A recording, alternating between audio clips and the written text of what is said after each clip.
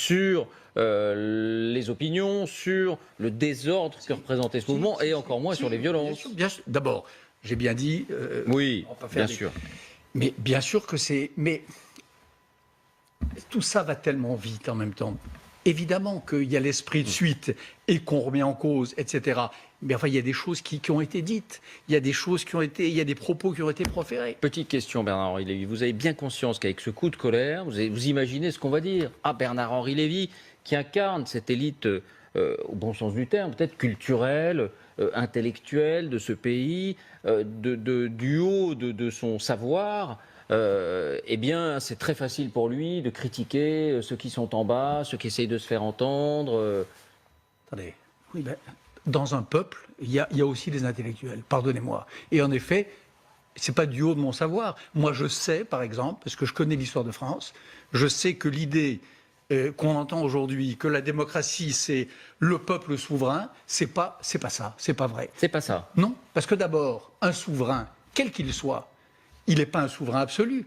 Le roi, il était limité par la loi transcendante. Le président de la République, il est limité par le Conseil constitutionnel. Le peuple souverain, lui aussi, sa souveraineté a des limites.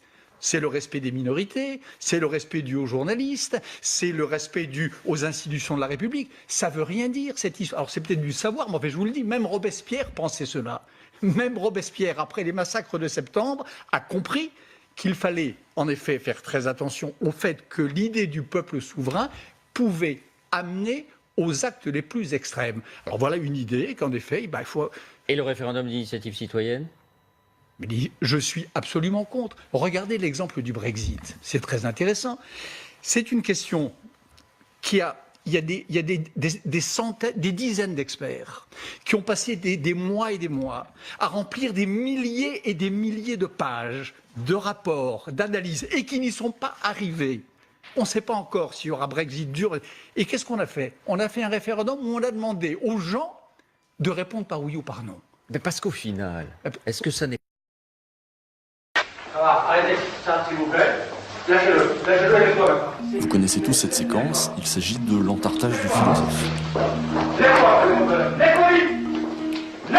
BHL me fait le même effet que George W. Bush. D'abord, il me fait marrer, parce que dans un cas comme dans l'autre, on n'avait jamais vu un tel guignol occuper un poste si prestigieux.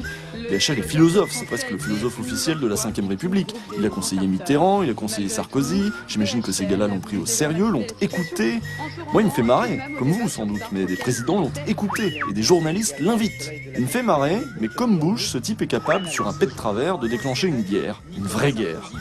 Donc il est marrant, mais jusqu'à un certain point.